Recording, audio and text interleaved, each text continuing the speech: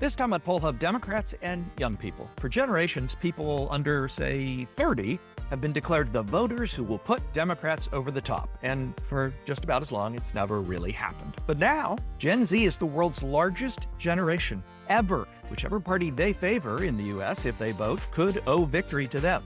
But bad news for Dems. Young people are not fans of Joe Biden. We're going to look at the polls and talk with our special guest journalist, Elliott Morris, about that, and then make him stick around to talk about his new book. Why? Well, here's a hint. Its subtitle is How Polls Work and Why We Need Them. Enough said. Let's get to it. And hi, everybody. Welcome to Poll Hub. I'm JD Dapper. I'm Barbara Carvalho. And I'm Lee Marengoff. We have talked for many years. I mean, you could go back to prior to Rock the Vote, if you remember back then in the 90s, 80s, and 90s. You can go back to the first time that the voting age changed, which was between the 1968 and 1972 presidential elections, when it was lowered to 18. You can go all the way back then to talk about how many times we've talked about the youth vote and what impact it would have on various elections. And we're talking about it again this time around because Democrats are hoping that the youth vote will help them. The problem is young people, at least the polls seem to suggest, don't really think Joe Biden's all that great a guy. Or maybe they like him, but they certainly don't feel like they're all that enthused to vote for him.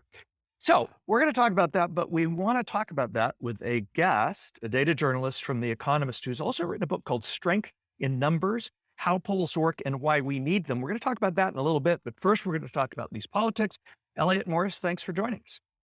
Thanks for having me on. So in our latest poll, 36% of Americans gave Joe Biden, that was his approval rating. So that's as low as it's been in our polls. Pretty much in every poll out there, he's at his low point. And then when you break it down and you look at the youth vote within that, it's very bad. Young people just are not enthused by Joe Biden. Is this a problem, a big problem, do you think, from what your analysis has been and the surveys you've been looking at for Democrats going into the midterms when Biden himself is not on the ballot? Well, the bad news is that Joe Biden's rating is much lower than his vote share last time around. So, at the Economist, we do polling with YouGov. Our polls say Joe Biden's job approval with people under 30, young adults, is 38% versus the 62% who voted for him last time. So that's a pretty huge decline. Now, it's different for other polls. I'm sure if your poll is at 36% overall, it's even lower. The New York Times Siena College poll that came out a few weeks ago and made some pretty big headlines was, I think, even lower than that, maybe in the 20s. And, those are bad numbers. Those are numbers that are hard to come back from. No way to spin that in a good way, right? There's really no way for Democrats to talk themselves out of that. Now, the good news is that in terms of the congressional ballot or, how Democrats are going to vote in November for the House and Senate, they're doing at least a little bit better.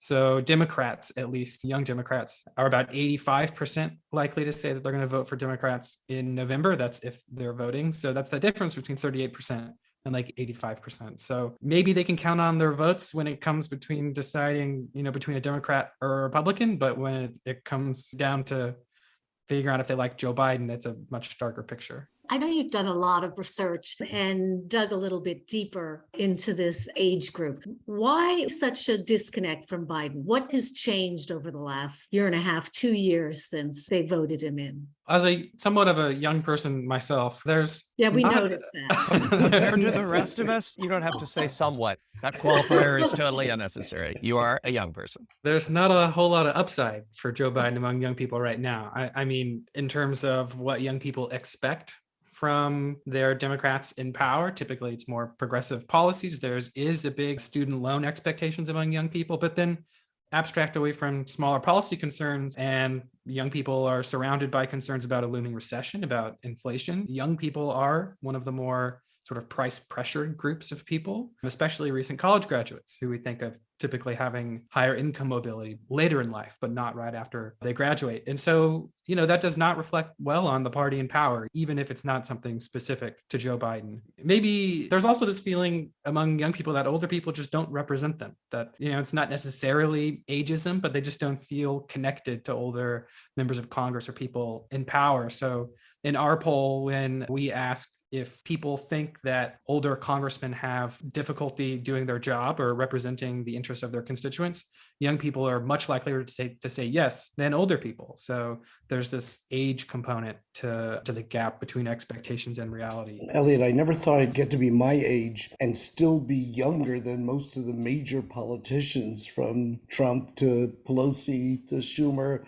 to Biden, Biden. too. So comparatively, I'm still, I guess, well, younger than they are. But I was going to ask you about, the two schools of thought on this are that the Democrats are in big trouble, not only because of young people, but because of Biden's low approval rating for the midterms coming up.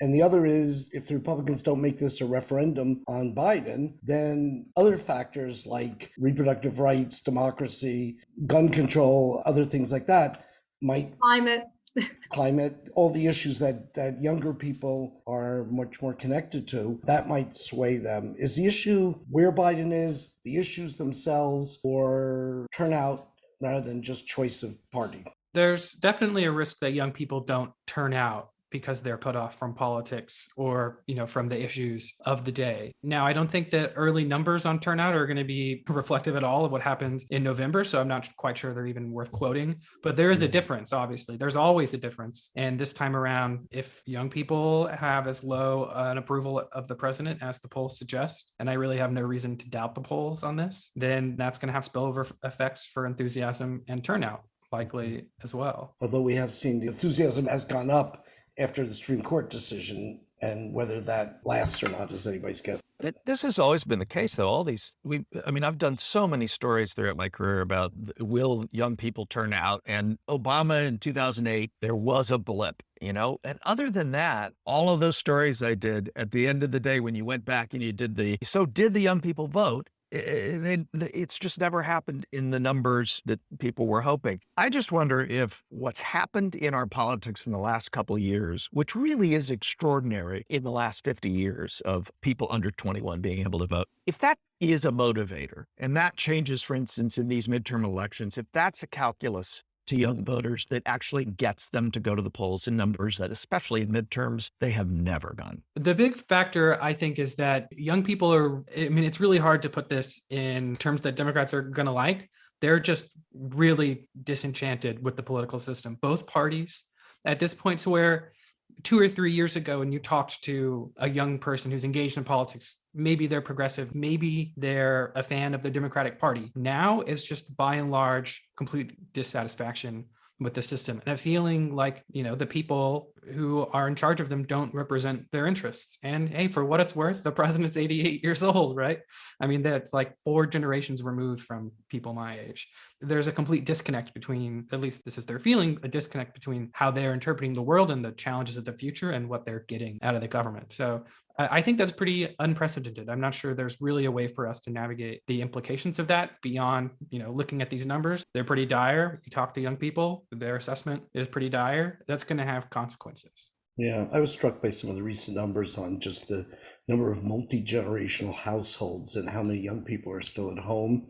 And I know some of that may have been COVID related, but it just seems that getting started and getting out on your own and starting to bring in the money and, just seems to be all slowed down right now. Well, in addition to your work and analysis as a data journalist for The Economist, you are more recently, as Jay has pointed out, an author on a book on polling. In fact, it's out this month, as we've mentioned, Strength in Numbers. So it's really a must read, I think, for both journalists and poll watchers. So Poll Hub listeners, there's a lot of really good stuff in here. And it's not about the formulas, the statistics, and the math. You're not going to see a lot of that in this book. But what you are going to see is a framework for understanding polling.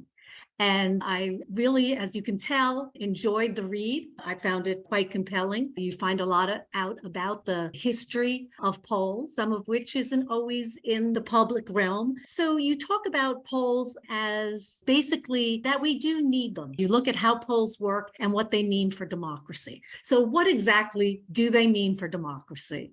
Well, historically, there is, I find, a link between what politicians care about and what they're doing and what the people want them to do as unearthed by polls. And now this isn't, to tell it statistically, a very tight correlation, right? There's certainly a lot of difference between what the people want and what the government is doing. But on average, polls seem to push politicians and the government in the right direction. And in this case, I'm defining right by what the people want, whether or not we, agree on the wisdom of the crowd, I guess. Well, that's the subject of chapter 2. So you can read that. And I'm sitting here right in 2020 when I'm writing this book, early 2020, before the polling era of 2020 happens, sort of in this environment where people, I think, are catastrophizing about the state of the polls based off of the 2016 election. But as a data journalist, not just a sort of election forecaster, statistician, and as someone who sort of deeply cares about democracy and was schooled in political science, it just felt So like sorry for you. Which, the democracy or the political science thing?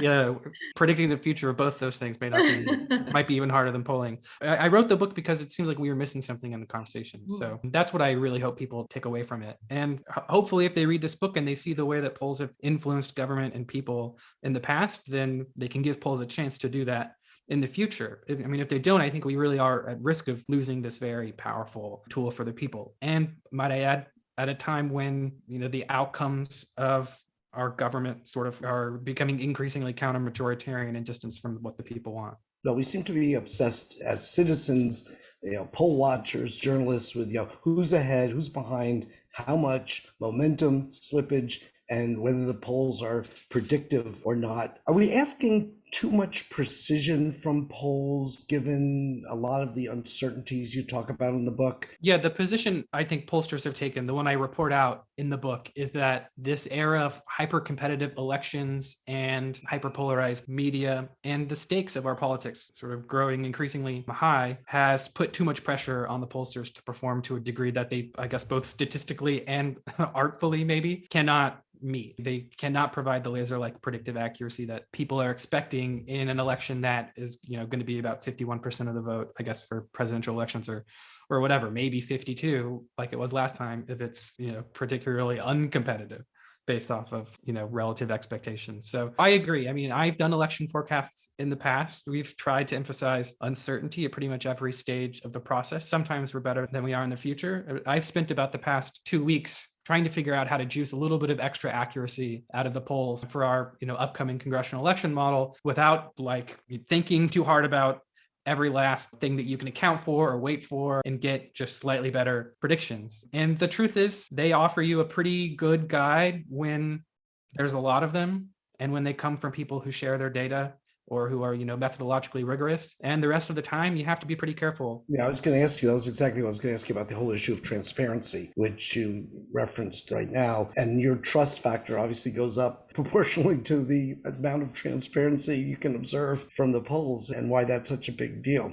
I don't think that has necessarily broken through in the conventional wisdom about polls. I mean, we live in an environment where if you're consuming a poll, you see it in a table on a poll aggregator or it comes across your Twitter feed, and that's that. Maybe it has the 538 ranking appended to it from some, aggregator on Twitter or some journalist or whatever, and that's about as much information as you get. And I think we all agree here. I think that's wrong, but most people don't get that information. So that's one reason I wanted to write the book too, is sort of change the channel, so to speak, and how people are consuming and thinking about these estimates, these statistical, scientific, artful estimates. They're not the facts that people have been led to believe, I think. Well, also you have a compelling writing style. Oh, thanks. What I found fun too was that you humanize the process.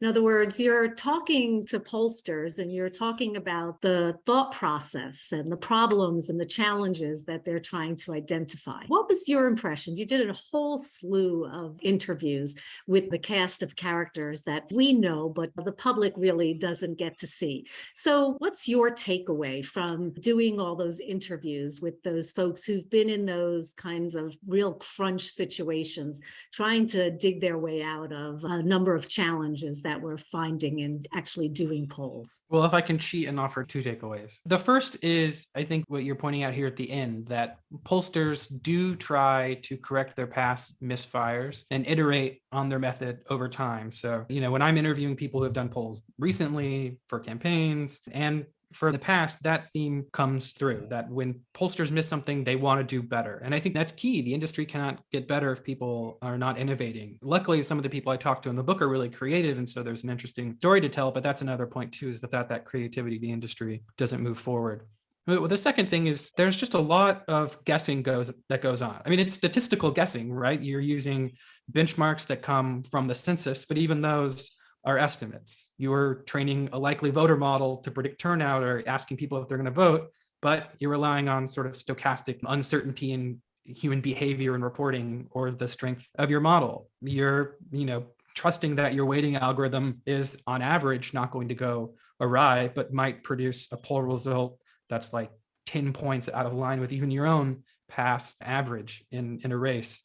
I mean, it's that sort of uncertainty, the uncertainty that's entering in every stage of the so-called data generating process that I really became familiar with when I'm interviewing pollsters. And when we talk about uncertainty in the polling prediction case, people are mostly thinking about how close does this true estimate come from the actual truth, rather than where are all the points along this process that's generating this number that could be going wrong. And I think if people hey, maybe everyone in the world can read the book, but if the people in the press specifically can start talking about polls with this process, data generating an uncertain process of science, of reason, then I think that puts us on much firmer footing. So that's really the sort of more technical message here. I was actually going to I wanted to hear your ideas about two futures.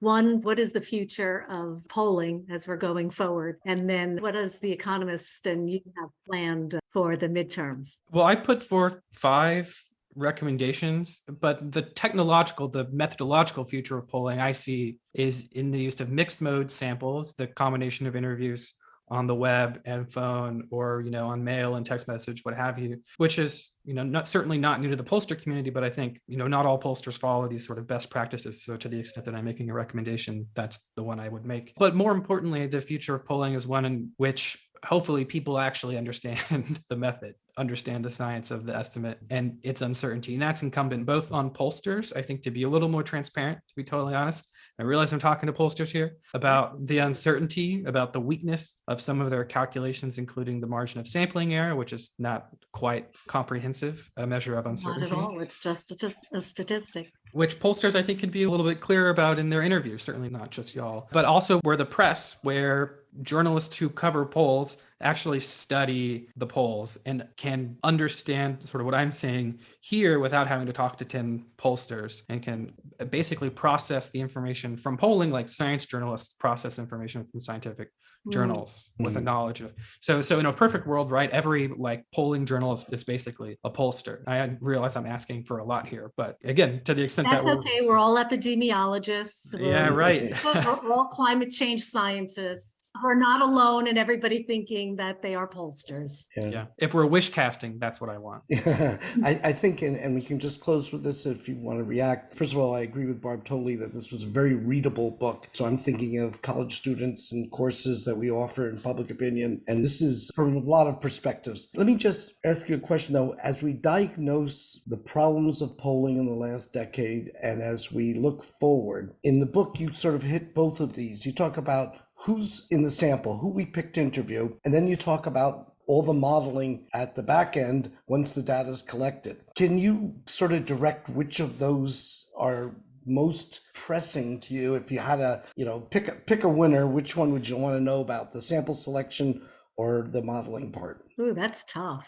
That is an excellent question. Okay, let me ask it differently. No. I'm just, there's so much to think about. Because non-response is really the big issue here. I would rather know about sample selection. I want to know how, if it's an online panel, of how respondents are recruited and how the sample is, being matched or something to a politically representative frame, or if it's over the phone. I want to know all the APOR R3s and R1s. I want to know your political composition, not just 3-way party ID, but 7-way party ID. I want to know characteristics of the sample beyond just the demographics. And I think reporting on that would, if we think of polling quality as the spectrum between design and modeling. I think maybe there's like 60% design, I guess. That's sort of a hard rationalization, but I'm thinking that's closer to the end of the spectrum that I sort of need to know to have faith in. Yeah, and I think one of the great lines in the book was, no weighting or modeling can fix bad data. And in essence, I'm paraphrasing, but in essence, you got to have it at the front end if you want to get something realistic at the back end. Well, Greta has been telling us that we've blown the clock, but I do just want to ask, what are the plans for the Economist for the midterm elections? Oh, we'll have a forecasting model, which we think does a pretty good job of hedging the polls and giving realistic expectations. But then,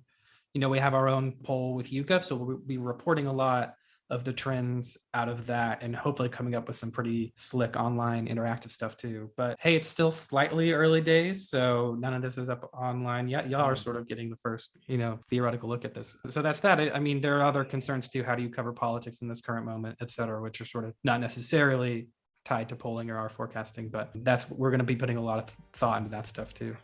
Yeah, well, the book's a great contribution. I think those interested should pick it up. Absolutely. And read it. Not just pick it up. It's not that big. Strength in numbers, how polls work and why we need them. Elliott, it's been a pleasure. Thank you very much for joining us. And please, everybody, this is a good poll week. So pick up the book wherever you do that.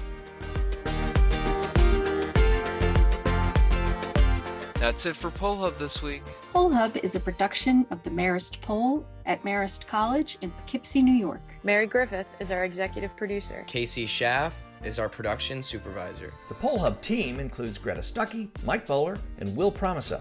If you enjoy Poll Hub, please consider leaving us a review. Positive reviews help other listeners like you find us. If you'd like to learn more about polling and survey science, check out the Marist Poll Academy, our free online learning portal. If you have questions for us, tweet them at us at Marist Poll. Remember, you can always tell your smart speaker to play Poll Hub. And, with any luck, it will cooperate. Finally, wherever you listen to Poll Hub, there is a subscribe button. Click it and the latest episode will be ready for you in your podcasting app as soon as it's released. We'll see you next time.